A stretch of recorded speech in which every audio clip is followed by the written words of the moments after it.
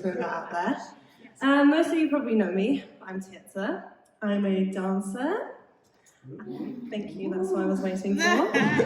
And most of the time when people first meet me, they find that pretty interesting. They probably have some preconceptions that they've seen from like films or media or stories they've heard. And something that comes up surprisingly often is actually Black Swan, which is this film. It's a psychological horror film, which is great. It's about a rivalry between two dancers, and they're competing for the same main role, and it sort of brings out the worst in them, as you can see. This actually does happen in the film. And whenever I meet new people, I can actually assure them that's not what it's like most of the time. And I hope that as they get to know me, they won't know me as a ballerina gone mad. Because I actually get to show them and tell them what it's like. And I think sometimes we forget that we might be the only Christians that some people know.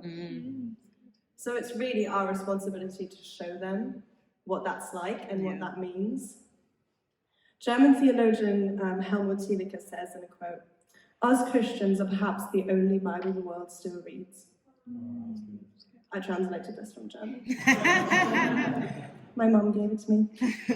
I just love that quote because I think it's so true and it holds so much weight.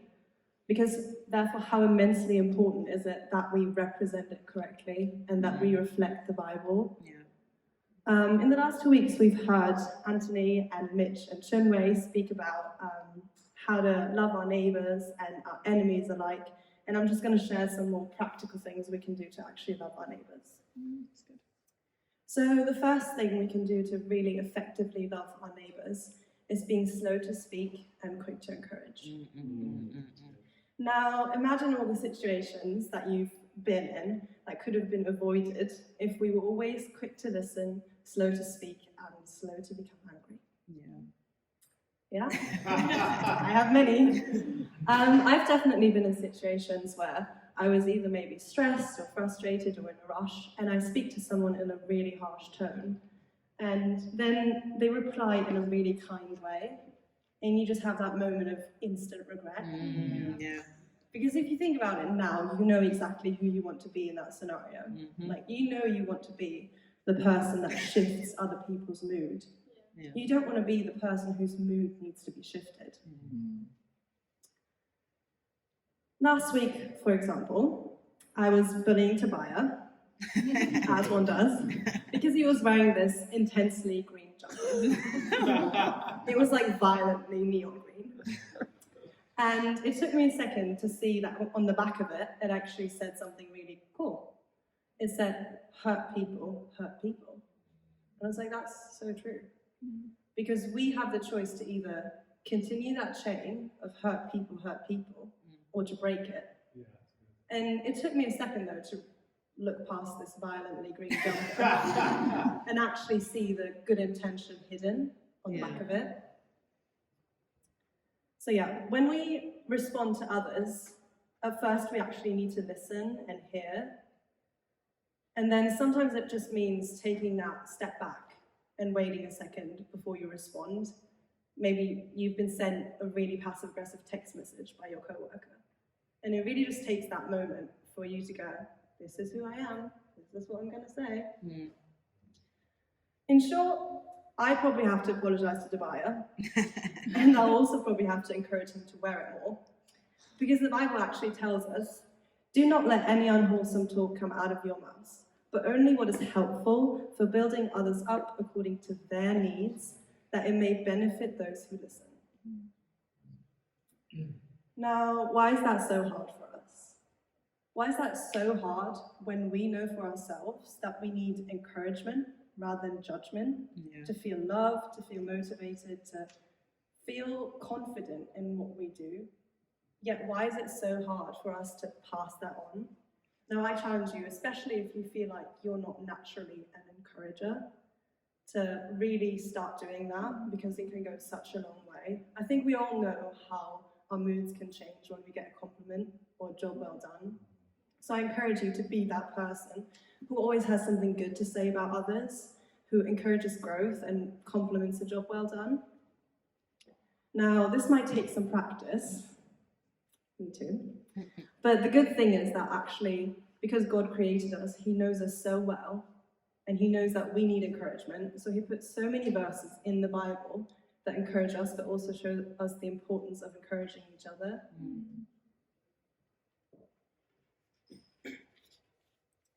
So another really effective way we can love our neighbours is showing interest in them and caring about them.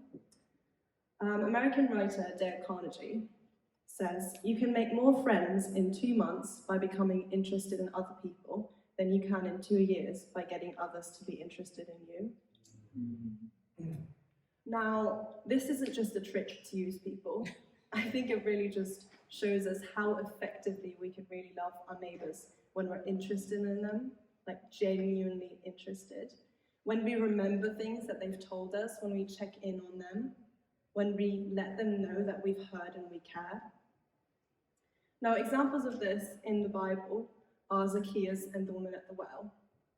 Jesus, when he was on earth, he really cared about everyone and about their individual needs, desires, and ambitions. Zacchaeus and the woman at the well were both figures that were doomed unworthy of anyone's interest by the people around them, yet Jesus went out of his way to bring them into his love. How often do we judge who's worthy of our interest? How often do we truly give it without any personal gain? We live in a world where people have become closed off and callous towards others' needs, because sometimes it almost feels like you have to be. But our character as Christian calls us to be sensitive and caring, and also sharing people. This means that we should bear each other's burdens and rejoice with those who rejoice and mourn with those who mourn. Now, what does that look like? I think that looks like showing up for each other. When you know somebody's going through a tough time, just sending that extra text, checking in on them, it means coming together and praying with and for each other. I have a very personal example of this that's probably about 15 years old, and I still remember it because it was that impactful. So my mum really loves her garden, and every single spring she fills up her entire car, and this is a big Volvo, like she fills up the entire car with flowers to plant them in the garden. And usually that requires her children's help. Fun times. And a couple of years ago, she was ill all of spring, so she couldn't do it herself. And she was really upset because then she'd sit in this really quite ugly garden. And one Saturday, we had like probably half of our church show up with flowers ready to plant them in our garden. And it was funny because it was the families with kids my age, and I remember specifically these 2 boys that were like 10 and 12, and they really did not want to plant flowers, yet there they were, doing it for my mum. So that really goes a long way, doing stuff for others that you know they care about. Yeah. Now, I want to finish with looking at a passage from Acts, because I know when I am best able to love my neighbour. So the book of Acts describes the early church and really shows us how we should live. It says, all the believers were together and had everything in common. They sold property and possessions to give to anyone who had need. Every day they continued to meet together in the temple courts. They broke bread in their homes and ate together with glad and sincere hearts, praising God and enjoying the favor of all people. And the Lord added to their number daily those who were being saved. Now, the first thing that I get from this is that they lived in incredible community. And that, in turn, enabled them to be selfless and to love each other in that way, which created the great community. And the last verse really sticks out to me. And the Lord added to their number daily those who were being saved. Now, if Christians are the only Bible the world still reads, shouldn't our aim be to be exactly like the early church? Shouldn't we be so strong in community that we can be completely selfless and love each other so that it may radiate? But because it's not always easy to be slow to speak and quick to encourage, and because bearing each other's burdens takes work, we absolutely need to be doing it together. Yeah. For me personally, going to church after moving away from my Christian parents was never really a question, because I had experienced that community and that love and what that felt like, and I absolutely knew I wasn't going to get it anywhere else. So even during times where I was personally far away from God, I knew I needed the church because I would never find that anywhere else.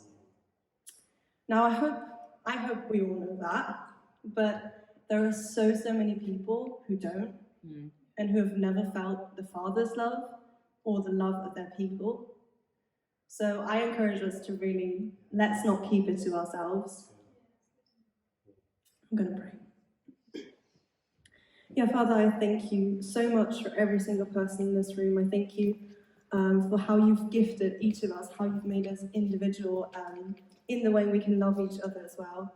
I thank you so much that we have this great community and that we can grow together and encourage each other and learn together so that we can radiate your love, that you can speak through us into this into this city, into this country, into this world.